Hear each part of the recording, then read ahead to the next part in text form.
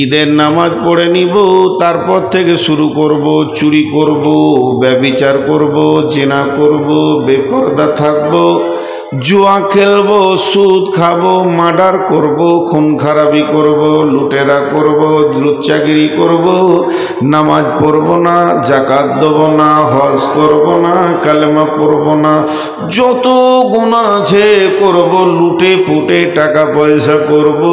আর যেদিন পশ্চিম দিকে রমজানের চাঁদ উঠে যাবে, চাঁদটা দেখে নি, নদীতে ঝাঁপ মেরে দিব, গোসল করে নিব, সাবান মেখে নিয়ে এশার নামাজে তারাবি পড়ার জন্য চলে আসবো।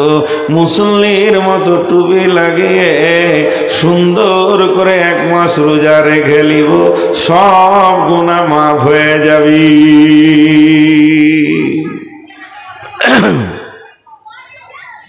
কথা বুঝাতে পেরেছি? এবার সারা বছর পাইকিরি হারে পাপ করব, ডজন ডজন পাপ, আর রোজা রেখে নিব, গুনাহ মাফ। আর কেউ এখানে একটাও আলিম, সারা দুনিয়ার কোনো আলিম বলতে পারবে না যে হাদিসটা জাল বা জয়ীফ, যেহেতু নবীজি বলেছেন, সেই হাদিস বুখারী।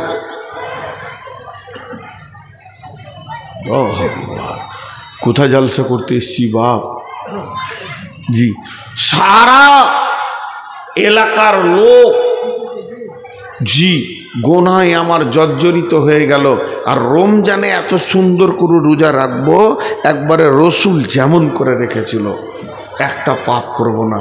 তাহলে জীবনের গুনাহ, কথা বলে না, জীবনের গুনাহ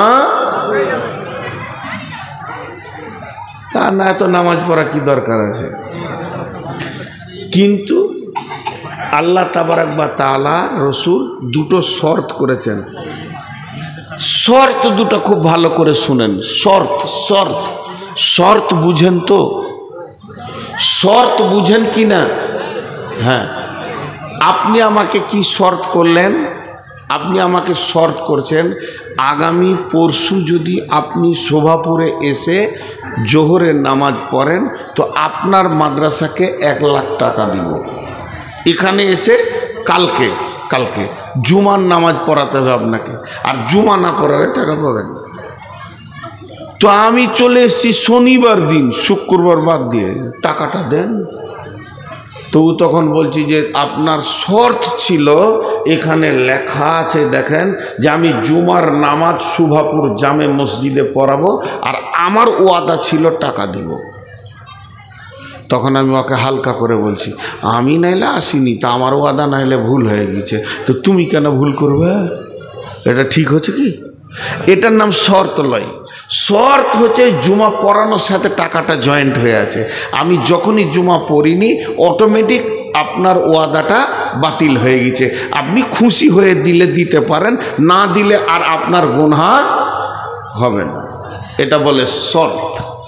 তো আল্লাহ রসুল দুটো শর্ত করেছেন, দুটো শর্ত।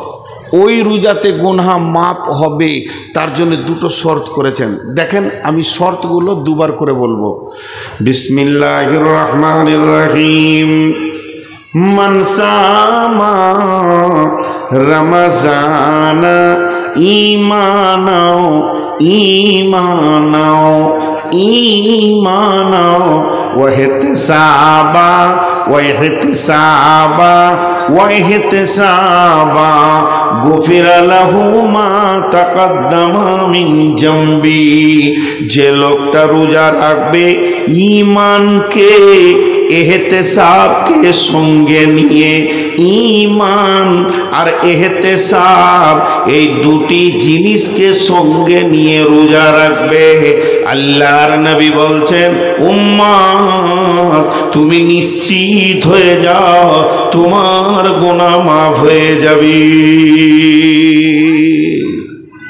এটা কি বোতলের ভিতরে? এটা কি? কিন্তু আমি বলছি শরবত। যদি শরবত হয়, এর সঙ্গে কি থাকতে হবে?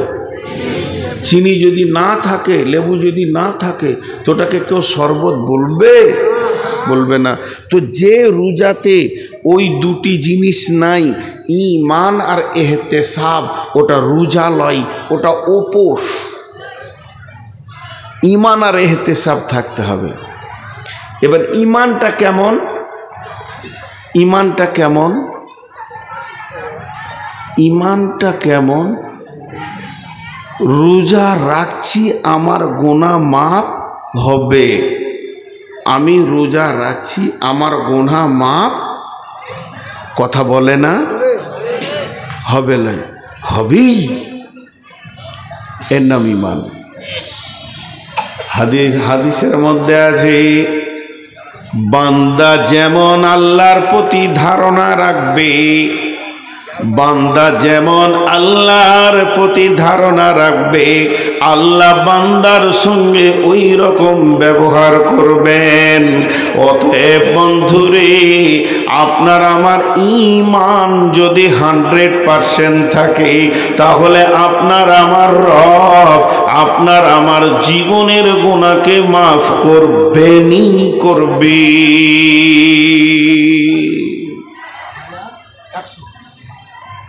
রোজা রাখছে, মনে মনে ভাবছে মাফ হতেও পারে, না হবে, এরকম মনে মনে চলবে।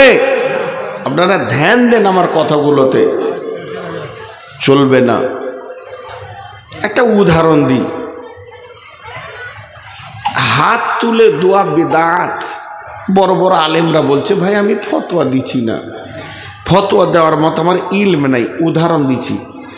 মনে করেন বলে বলছি যে রমজান মাসে আপনাদের ইমাম সাহেব তারাবি শেষ হয়ে গেল আজকে, তো বলছি চলেন একবার দোয়া করি সবাই, আল্লাহর কাছে কাঁদি। 21 রোজা চলছে, তো ইমাম সাহেব দোয়া করছে, এই আল্লাহ তুমি আমাদেরকে মাফ করে দাও, গুনাহ করেছি মাফ করে দাও। ঈদগাহের ময়দানে হাত তুলে দোয়া করছি, মাবুদ তুমি আমাদেরকে ক্ষমা করে দাও, মাফ করে দাও। জেনা করেছি মাফ করে দাও, চুরি করেছি মাফ করে দাও। মাবুদ কত মিথ্যা কথা বলেছি, তুমি আমাদেরকে মাফ করে দাও। অজর নইলে ঈমান, ইমাম কাঁদছেন।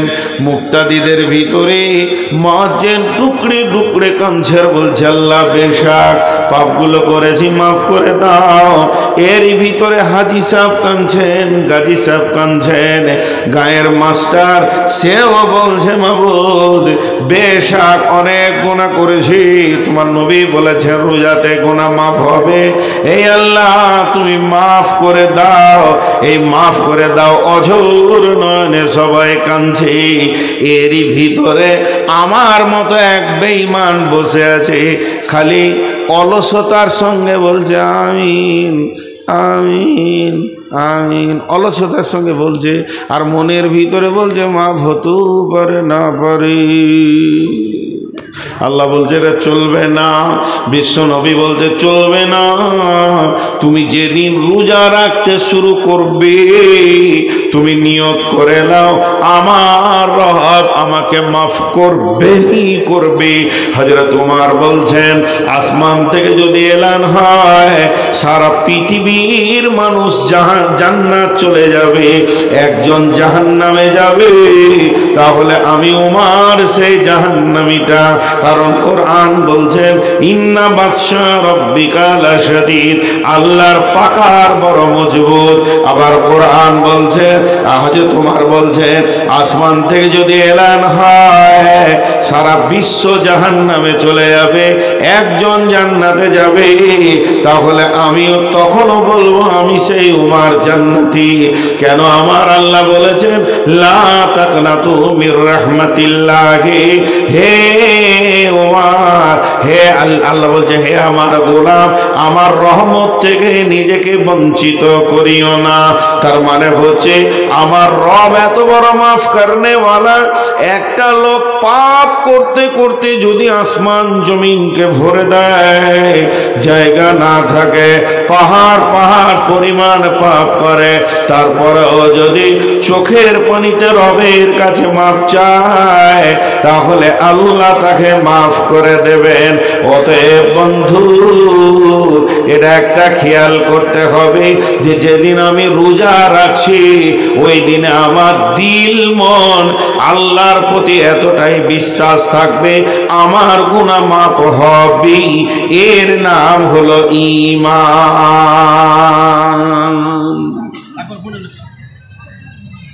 এর নাম ঈমান। ঈমানের নাম একটা উদাহরণ দিই, খুব শুনে ভালো লাগবে। আমার বাড়ি বর্ধমান, যদিও বর্ধমান বাড়ি তো আমি বীরভূম সীমান্তে বাস করি, বোলপুরের পাশে। আমার গ্রামটা পরেই 3 কিলোমিটার 4 কিলোমিটার বর্ধমান আছে, তারপরে বীরভূম শুরু। তো রমজান মাস, আমার বিয়ে হয়েছে বীরভূম জেলায়। তো হঠাৎ বোলপুরে যখন পৌঁছাইছি তখন আসরের নামাজ পড়ছি। খেয়াল করে শুনেন উদাহরণটা। আমার শ্বশুরের 6টা বেটা 2টা বেটি, বড়টা আমার কাছে, ছোটটা আরেকজনের কাছে। আর 6টা বেটার বিয়ে হয়েছে, 6টা বউ বাড়িতে আছে। ঠিক ইফতার হতে আর মাত্র ওই 10-15 মিনিট, ইফতার হতে, খাবার শুরু হবে 10-15 মিনিট। হঠাৎ আমি গাড়ি নিয়ে ঢুকে গেছি, 2জন আলিমকে নিয়ে। মৌলানা মুজাম্মেল ভাই আছেন, আমি আছি, আরও বড় বড় 2জন আলিম মাদানি নিয়ে। আচ্ছা, চাষি ঘর, সাদা বাটা খাবার প্রতিদিন হয়, মেহমান আসলে না হলে একটা ব্যবস্থা হয়। আর রমজান মাসের যদি 15-20 মিনিট আগে শ্বশুর ঘর ঢোকা যায় বড় বড় মানুষ নিয়ে, তো ওরা পেরেশানিতে পড়ে গেল। যেহেতু না আনি করতে বলছি, কয়ু দরকার আছে দেখো, জান খুব ধ্যান দিয়ে শুনেন। এই জায়গাটা ধ্যান দিয়ে না শুনলে ইমানের এটা খুঁজে পাবেন না। এবার আমি যখনই গাড়ি নিয়ে ঢুকেছি তা আমার শ্বশুর দেখে চমকে উঠলো, আরে সুবহানাল্লাহ, জামাইয়ের সাথে 4খানা বড় বড় মেহমান। তো 6টা ছালা 6 দিকে দৌড় মারলো। কেউ গেল মাছ আনতে, কেউ গেল মুরগি আনতে, কেউ গেল তেলে ভাজা আনতে, কেউ গেল মিষ্টি আনতে, কেউ গেল আর কিছু আনতে, ফল ফ্রুট আনতে। আর বহুরা সব দাঁতন করছিল, উজু করব, ইফতার করবো, মুড়ি টুড়ি চিড়ে যা আছে খেয়ে নিব।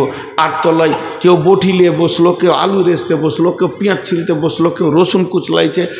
আমার শাশুড়ি বুড়ি মানুষ, সেও কষ্ট করে হাঁড়িটা নিয়ে যে গ্যাস জ্বালাতে গিয়েছে। একটা ঘর শান্ত ছিল, একটা ঘর শান্ত ছিল, একটা ঘর শান্ত ছিল। জামাই আসার কারণে উতাল পাতাল লেগে গেল। আর আমাকে বটুখানায় বসতে দিয়েছে। আমি আর মোজাম্মেল ভাইকে নিয়ে বসে গল্প করছি যে দালালের পাল্লায় পরে বিয়ে হয়েছে, খেতে দিতেও পারে নাও পারে সারা। আচ্ছা, এটা যদি আমার শ্বশুর শুনতে পায়, কলজেটা কেমন জ্বলবে বলেন তো? হ্যাঁ, আর একবার হ্যাঁ না বলেন। বন্ধুরা আমার, আসমান যখন পৃথিবীর বুকে রোজা ঢুকে যায়, আসমান জগৎ তোলপার হয়ে যায়। ওরে জাহান্নামের দরজা বন্ধ কর, ওরে শয়তানকে বেঁধে দে, দরজা রহমত মাগফিরাতের দরজাকে খুলে দে, আল্লাহর সামনে দফতরগুলো এনে দে। আমার গোলামেরা রোজা রাখবে আর আমি তাদের গুনাহগুলোকে মাফ করব। গোটা আসমান জগৎ, ফেরেশতা জগৎ তোলপার লেগে গেল, রই রই রই রই কাণ্ড লেগে গেল। কেননা রোজা এসেছে, রোজা এসেছে, রব তার গোলামদেরকে মাফ করবে রে। জাহান্নামের দরজায় তালা মেরে দিয়েছে, জান্নাতের দরজা খুলে দিয়েছে। তার রোজাদার বান্দারা সামনে ইফতারকে নিয়ে বসে থাকবে। এখনো 3 মিনিট আছে, মুখে পানি দেবে না। এই দৃশ্যটা আমার রব দেখবে আর তার গুনাহকে মাফ করবে। এই অবস্থাতে যদি কোনো গোলাম মনে মনে নিয়ত করে আমার গোনা মাফ নাও হতে পারে। তাহলে আমার রব যখন ওর দিলটা দেখবে, তাহলে আমার রবের দিলে কত আঘাত হবে। ও গুনাহগার গোলামে রে, তোরই গুনাহ মাফের জন্যই তো আমি মাছটা তৈরি করেছি, আর তোর ভিতরে এত নোংরা কথাটা এলো কি করে? এর জন্য বিশ্বনবী বলছেন, তুমি রোজা রাখবে রাখো, ঈমানের সঙ্গে রাখো। বুঝাতে পারলাম? সকলে জোরে বলেন পারলাম। এবার এহতেসাব, এহতেসাব বা মানা ইখতিলাস। তোর মনকে জিজ্ঞেস কর কেন রোজা রাখছিস। তোর মনকে জিজ্ঞেস কর তুই কেন রোজা রাখছিস। জি ভাই, তোর মনকে তুই নিজে জিজ্ঞেস কর, এমনি করে মনকে তুই কেন রোজা রাখছিস। এহতেসাব করতে হবে। একটা কথা বলি আপনাদেরকে, টিউ দেখেছেন সাইকেলের? টিউ,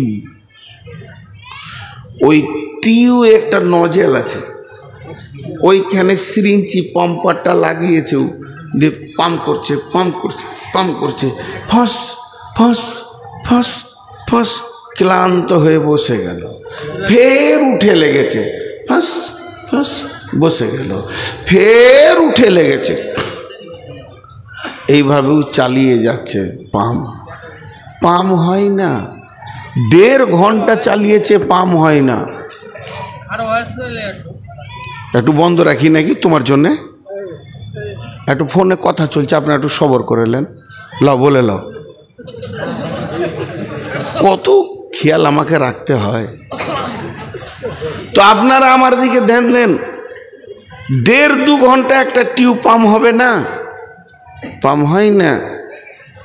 এখন এক মুরব্বী ওদিকে পার হয়ে যাচ্ছে, বলছে দাদু, বলে কি রে, পাম্প যে হয় না, নতুন টিউব এক্ষুনি দোকান থেকে আনলাম।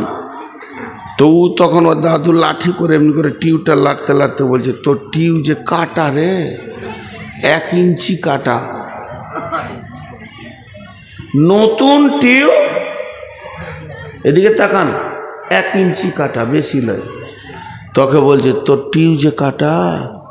ও তখন হালকা করে মুচকিয়েছে, বলছে আমি কেটেছি। কথা বুঝতে পেরেছেন? ও নিজে কেটে এবার পাম্প করতে শুরু করেছে। আপনারা বলেন পাম্প হবে? সকলে জোরে বলেন হবে। 5 ঘন্টায় হবে, 5 দিনে হবে। সূরা ইয়াসিন পরে পাম্প করলে হবে কি? আইতাল কুরসি পরে পাম্প করলে হবে না। তার কারণ সারা জীবন যদি চালিয়ে যায়, কাটা টিউব পাম্প হবে না, নিজে কেটে পাম্প করতে লেগেছে। এর মতো বড় বৈজ্ঞানিক আর পৃথিবীতে নাই। আল্লাহ তাবারাক ওয়া তাআলার রাসূল বলছে এহতেসাব মানে বা মানে ইখতিলাস, তার মানে হচ্ছে কিছু লোক আছে, আপনাদের এলাকায় আছে কিনা জানি না, এরা কাটা টিউবে পাম্প করে। কিছু লোক আছে তারা রমজান মাসের চাঁদ যেই উঠে যাবে, গোসল করে মসজিদ ঢুকে যাবে, যেদিন ঈদ হয়ে যাবে মসজিদ থেকে পালিয়ে যাবে। তার কারণ ও খালি প্রতিদিন গুনছে, আর 25টা রোজা, আর 20টা রোজা, আর 10টা রোজা, 25টা হলো 5টা রোজা, 28টা হলো আর 2টা রোজা। যখনই 30-এ চাঁদ উঠে গেল, বীর বীর বীর বীর করে মসজিদকে বলছে, মসজিদ রে অনেক আসা যাওয়া করলাম, মাফ করে দিস, বেঁচে থাকলে সামনে বছর দেখব, সময় পেলে জুমাতে দেখব, এখন চললাম। ঈদগাহে গিয়ে দুপুদুবি করে নামাজ পড়ে নিল। আল্লাহ তাবারাক ওয়া তাআলা নবী বলছেন, তুই যে ঈদের পরের দিনে মসজিদ থেকে পালাবি এটা আল্লাহ ভালো করে জানে। অতএব তুই যে মালটা পালানো মাল, ভাগোড়া মাল, তুই ঢুকেছিস পাম্প মারতে, আর ওইদিকে 30 রোজার পরে টিউ কেটে রেখে দিয়েছিস। তোর মতো বেঈমান যদি 70 বছর রোজা রাখে, একটাও কবুল হবে না। এই মাল আপনাদের এলাকায় আছে? নাই, আলহামদুলিল্লাহ। অনেক আছে, ঠিক রোজা হয়ে গেলে ঈদ পরি কেটে পড়ে, ওকে অত জাল লাগছে, এই ল্যাব দিব, হ্যাঁ এত জাল লাগছে তোমাকে, বুড়া মানুষের মতো চট গায়ে দিয়ে দিয়েছে খেপা, হ্যাঁ কত তো কাটা টিউবে পাম্প হবে না। আমি দৌড়ছি, হঠাৎ মোটর সাইকেল নিয়ে শ্বশুর বাড়ি, উদাহরণগুলো মন দিয়ে শুনবেন, গিয়ে আমার বড় শালাকে বলছি, আসসালামু আলাইকুম ভাই, ভালো আছেন? কী ব্যাপার হঠাৎ এরকম করে, কোনো কাপড় চুপড় যে ভালো পরিষ্কার পরিচ্ছন্ন, আর বলি আর না মাথা খারাপ, বলি আমি তাড়াতাড়ি এসেছি, কি হলো বলেন? বলে আমার বাড়ির পাশেই রোড সাইডে 10 কাঠা জায়গা, 4 লাখ টাকা করে কাঠা চলছে এলাকায়, ও বেচারা চাপে পড়ে 3 লাখে দিয়ে দিচ্ছে আমাকে, তাহলে 10 কাঠা জায়গা 30 লাখ টাকা লাগবে ভাই, আমার 25 লাখ জোগাড় হয়ে গেছে, 5 লাখ দিতেই হবে, আর রাতের মধ্যে যদি 30 লাখ না দিই, আর একটা পার্টি 35 লাখ ধরে দাঁড়িয়ে আছে, ওকে দিয়ে দেবে, জায়গাটা হাতছাড়া হয়ে যাবে ভাই, ওই জায়গাটা আপনার বোনের নামে আর আমার নামে করব, আপনি আমাকে 5 লাখ টাকা ধার দেন। আজকে হলো বুধবার, কাল বৃহস্পতিবার জায়গাটাকে লেখালেখি নিয়ে ব্যস্ত থাকবো, শুক্রবার জুমার দিন কোথাও যাব না, শনিবার রবিবার বাদ দিয়ে সোমবার দিন আপনি ঘরে না থাকলেও আমি টাকা এনে ভাবির হাতে দিয়ে চলে যাব, আমার টাকা ব্যাংকে আছে, রাতে তোলা সম্ভব নয়। শালা তো মনে মনে ভাবছে যে যাজ্ঞা 5 কাঠা যদি ওর হয়তো 5 কাঠা আমার বোনের তো হচ্ছে, তো আমার বোনের তো একটু মজবুত হচ্ছে, ক্যাশ ঘরে ছিল 5 লাখ দিয়ে দিলে, আর আমি খালি ঘন ঘন বলছি সোমবার দিবই, সোমবার কোথায় যাবো না দিয়ে দেবো, ওটা মুখে বলছি এখানে, আর ভিতরে বলছি টাকা দিয়ে দেখ রে শালা, কত সোম যাবে তোর, সোম যেতে যেতে তুই কবরে চলে যাবি, তোর বোন আছে আমার কাছে। এটা হচ্ছে কোথায় বুকের কথা। ও আমাকে টাকা দিল কেন, আমার এইখানটা বুঝতে পারলো না, মানুষ বুঝতে পারবে, পারলো না, টাকা দিয়ে দিল। কিন্তু একবার আপনি বলেন ও বুঝতে পারলো না, তা আমি যে রোজার পর থেকে পালাবো, আল্লাহকে বলছি খালি গোনাটা মাফ করে দে, তারপরে কেটে পড়বো, আল্লাহ কি জানে না? যারা বলেন গাঁওয়ালা বলছে মুসাল্লি এলো মুসাল্লি গেল, ইমাম বলছে মুসাল্লি এলো মুসাল্লি গেল, মাস্টার বলছে মুসাল্লি এলো মুসাল্লি গেল, সবাই বলছে মুসাল্লি এলো গেল, আর আমার রব আসমান থেকে বলছে চিটিং বাজেলো, আর মসজিদ থেকে চিটারি করে চলে গেল। এর জন্য নবীজি বলছেন তুমি 2টি জিনিসকে ঠিক করো, 1 নম্বরে তুমি ঈমানকে ঠিক করো, যে আমি রোজা রাখছি আমার গুনাহ মাফ হবে, আর 2 নম্বরে তুমি ঠিক করো ইহতিসাব, যে আল্লাহ আমি যে পাপ করেছি তুমি মাফ করে দাও, আমার জীবদ্দশায় আমার জ্ঞান বশত দ্বিতীয়বার আর আমার দ্বারা এই পাপ হবে না।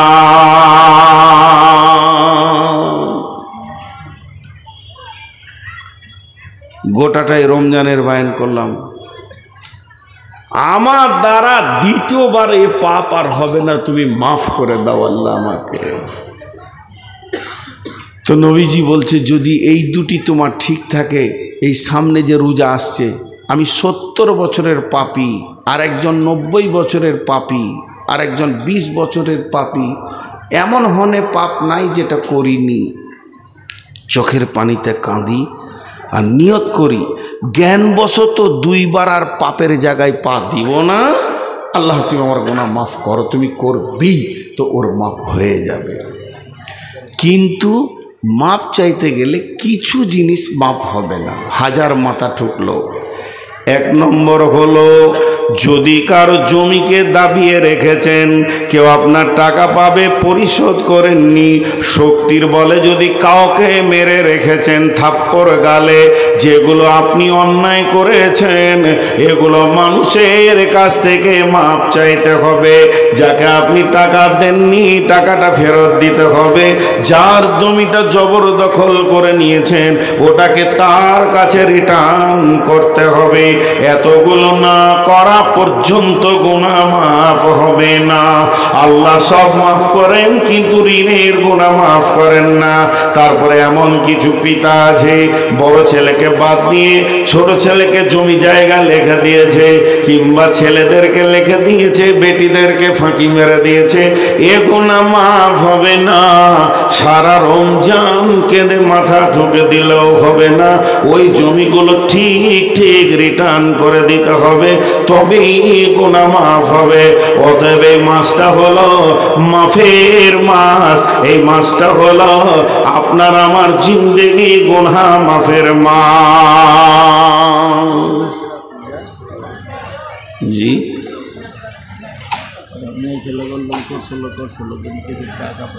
কত বলো? রাউন্ডে 22,362, দ্বিতীয় রাউন্ডে 60,767, টোটাল 83,129। দুইবারে মেয়েরা 83,129 টাকা দিয়েছে। আলহামদুলিল্লাহ। হ্যাঁ, চিল্লাচিল্লি করেছে, চোপার জোর বলি টাকাটা দিয়েছে। দেন ও সামনে কেন, আপনি দেন, শুরু করেন। জি করছি। তো আমি আপনাদের কাছে বিসমিল্লাহ থেকে এই পর্যন্ত শুধু একটা বিষয়ের ওপরে কথা বললাম, সেটা হলো রমজানের রোজা। রমজানের রোজা আমাদেরকে রোজা রাখতেই হবে, যারা আমরা ফরজ। এবার কিভাবে রাখবেন, কোথা কি আছে, সুন্নত আছে, অজিব আছে, এগুলো মুফতিদের ব্যাপার। আমি শুধু ফাজাইলের ওপরে কথা বললাম। আল্লাহ আমাদের সকলকে রোজা রাখার তৌফিক দান করুন, জোরে বলেন। তো এই যে রোজার ব্যাপারে প্রায় 2 ঘন্টা হতে চলল, 10 মিনিট কম আমি যা বায়ান শুরু করেছি তাতে। তো এই 2 ঘন্টাতে শুধু একটাই জিনিস বোঝাতে পারলাম যে আমাদেরকে রোজা রাখতে হবে। জানেন, আমাদের ভিতরে অনুশোচনা নাই। ঈদ, বিশ্বনবী বলছেন যারা রোজা রাখে না তারা যেন ঈদগাহে না আসে। আর আমাদের এখানে কি সিস্টেম আছে আপনাদের জানি না, আমাদের বর্ধমানে যারা রোজা রাখে না তারাই আবার ঈদগাহে প্রথম হাজির। ওরাই আবার হুঙ্কার মেরে বলবে টাইম হয়ে গেছে, তাড়াতাড়ি করেন। কারণ ঈদটা শেষ হলে, যখনই নামাজটা শেষ হবে তখন বাইক নিয়ে, বেটি নিয়ে, পরের বেশটি নিয়ে রাস্তাঘাটে হিন্দু অন্য জাতির মতো রাঙা ভোজকেমা করে বেড়াবে। এর জন্যে তারা তাড়াহুড়ো করে। হযরত উমর ডুকরে ডুকরে ঈদের দিনে কাঁদছেন। সাহাবীরা প্রশ্ন করলেন, আমিরুল মুমিনিন, খলিফাতুল মুসলিমিন, আজকে হলো ঈদের দিন, আজকে আপনি কান্না করেন কেন? আমিরুল মুমিনিন বলছেন, বন্ধু তোমাদের এই রোজা কবুল হয়ে গেছে, তোমরা তো আনন্দ করবে, আমার রোজা কবুল হয়েছে কি না আমি অনুশোচনায় আল্লাহর কাছে কাঁদছি। অতএব বন্ধু, রমজানের রোজা আল্লাহ তাবারক ওয়া তাআলা বললেন, ইয়া আইয়ুহাল্লাযীনা আমানু, হে ঈমানদারেরা, কুতিবা আলাইকুমুস সিয়ামু কামা কুতিবা আলাল্লাযীনা মিন ক্বাবলিকুম লাআল্লাকুম তাত্তাকুন। হে ঈমানদারেরা, তোমাদের ওপরে আমি রমজান মাসে রোজাকে ফরজ করে দিলাম, যেমন তোমাদের পূর্বপুরুষের ওপরে করেছিলাম, যাতে করে তোমরা মুত্তাকি হয়ে যাবে। জি আল্লাহর গোলাম। এবার আপনারা বলেন, এতক্ষণ যে বায়ান শুনলেন এটা আপনাদেরকে কিছু দেওয়া হলো আল্লাহর তরফ থেকে। আমি নূর মোহাম্মদ, এটা আমার শুধু মুখস্থ বিদ্যা। আমি একটা মানুষ, আপনাদের যা মূল্য আছে আমার নাই। আপনারা হলেন আমার থেকে দামি, আপনারা আমার ওস্তাদ। আমি আপনাদেরকে সবক শোনালাম, কিন্তু এই মাদ্রাসাটা ছিল বলি আজকে 2 ঘন্টা 3 ঘন্টা 4 ঘন্টা বড় বড় আলিমরা যে সবক দিয়ে গেল, তার জারিয়া হচ্ছে মাদ্রাসাটা। মাদ্রাসাটাকে বাঁচিয়ে রাখতে হবে। হযরত উমর ফারুক রাদিয়াল্লাহু তাআলা আনহুকে পিঠে বর্ষা মারা হয়েছে, বুক দিয়ে বর্ষা বেরিয়ে গেছে, মুখ দিয়ে দুধ খাওয়াচ্ছে, ক্ষত জায়গাতে দুধ বেরিয়ে যাচ্ছে, পেটে যাচ্ছে না। এই অবস্থায় একজন সাহাবী তাড়াহুড়ো করে আসছে, টাকনুর নিচে কাপড়টা চলে গেছে। হযরত উমর বলছে, ভাই তুমি আগে সুন্নতটাকে বাঁচাও, আমি মরে গেলে কোনো দুঃখ নাই, নূর মোহাম্মদ যদি মরে যায় কোনো দুঃখ নাই, মাদ্রাসাকে বাঁচিয়ে রাখেন, আমার মতো নূর মোহাম্মদকে জন্ম দিতে পারবে। আমি তো আপনাদেরই ছাত্র, পারদাওনাপুরের ছাত্র, কত এলাকা ঘুরেছি মাইক নিয়ে। সেই যুগে মৌলানা আব্দুল বারী সাহেব ছিলেন, মৌলানা আহমদুল্লাহ সাহেব ছিলেন, মৌলানা আব্দুর রহমান সাহেব ছিলেন, এনারা পৃথিবী থেকে চলে গেছেন। মৌলানা আব্দুর রহিম সাহেব আছেন বীরভূমে, তিনজনই চলে গেছে, মৌলানা আব্দুর রহিম সাহেব আছেন এখন। তো সেই ব্যক্তিদের পেছন করে করে এই ঢাপি পাড়া, কোন পাড়া, পোস্ট অফিস পাড়া, মৌলানা সাহেবের বাসায় খেয়েছি, ওখানে রাতে কালেকশন করা, এই করা, ওই দৌলতপুর পর্যন্ত গেছি, সব ঘুরেছি, বাখড়াবাদ টাকড়াবাদ সবই চিনি। 2-3 বছর এখানে কাটিয়ে গেছি। বিধায় আজকে সেই মাদ্রাসা আছে বলি আজকে আমাকে দেখতে পেয়েছেন। মাদ্রাসাটা যদি না থাকতো আমি কি কাঁঠাল গাছে হয়েছি, নাম গাছে হয়েছি? কোন আল্লাহর গোলাম আছেন এই মাদ্রাসাকে বাঁচার জন্য 10, 20, 50, যার কাছে যেমন আছেন, 1000 টাকা, 1000, 2000, 5000, 7000, 10,000 আল্লাহর রস্তে বলেন, আল্লাহর রস্তে বলেন।